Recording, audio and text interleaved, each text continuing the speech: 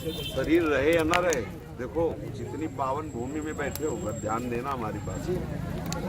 बाबा जियों का संग का मतलब होता है सन की दिमाग के, कब क्या निकल रहा उसे पकड़ लो। देखो ये पावन भूमि है, गिरिराज जी की तलहटी है, विश्व में इससे बढ़कर त्रिभुवन में पावन भूमि नहीं। श्री जी मेरी है, इस ठसक में रहना, श्री जी के भरोसे से रहना और श्री जी तक पहुंचना जाना तो मुझे बताना।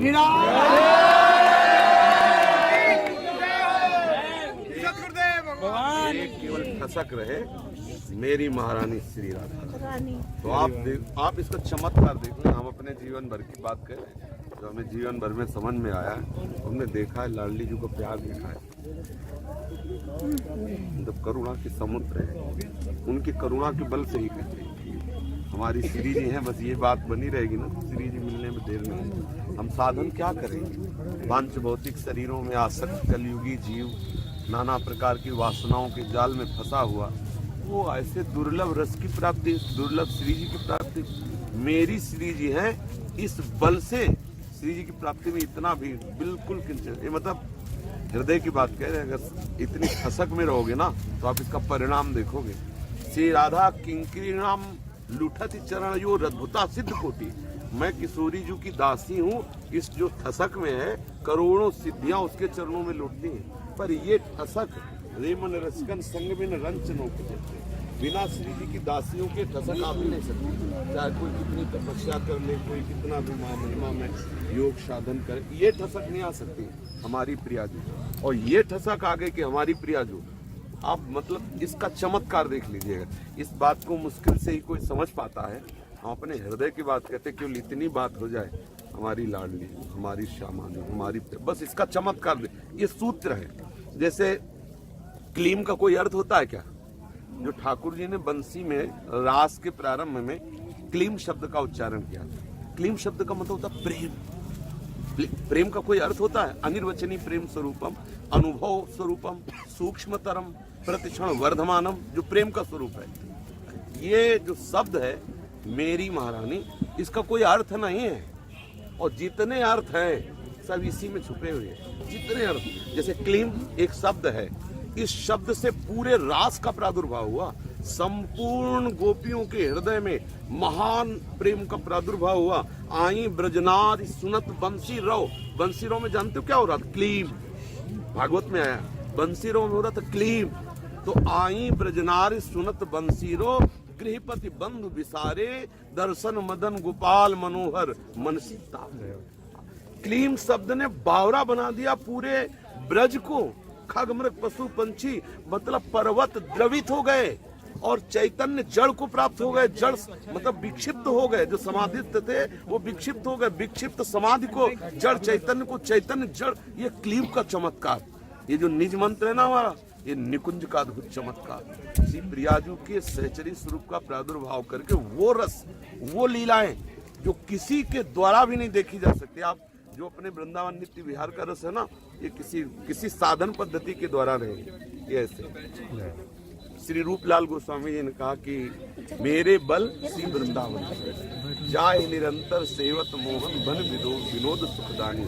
मेरे बल श्री वृंदावन जाहि निरंतर। आप सोचो कौन सेवन करता है हमारे जो बल स्वरूपा स्वामी, जाहि निरंतर अंतर रहित जो सेवन करते हैं। कौन? अखिल लोकों के साहब श्री लाल जी महाराज। जाए निरंतर सेवत मोहन बन विनोद सुखदानी, मेरे बल श्री वृंदावन रानी। जिनकी चरण कृपा ते पाई। जैसे कोई कहता है कि ऐसे कहीं श्री जी मिलती है कितना, तो श्री जी कैसे मिलती हैं? जितनी भी साधना है उनसे श्री जी नहीं मिलती। जितनी भी साधना, जितने शास्त्रों में साधन वर्णन किए गए, उनसे श्री जी नहीं मिलती। अगर कोई कह दे कि ऐसी कैसी बात करे, तो हम हरिवंश महाप्रभु के श्रीमुख की बात करें। सर्वेषु साधन वरेषु चिरम निराशा। दूसरी जगह कहा वृंदान सर्व महता मपहाय दूरात।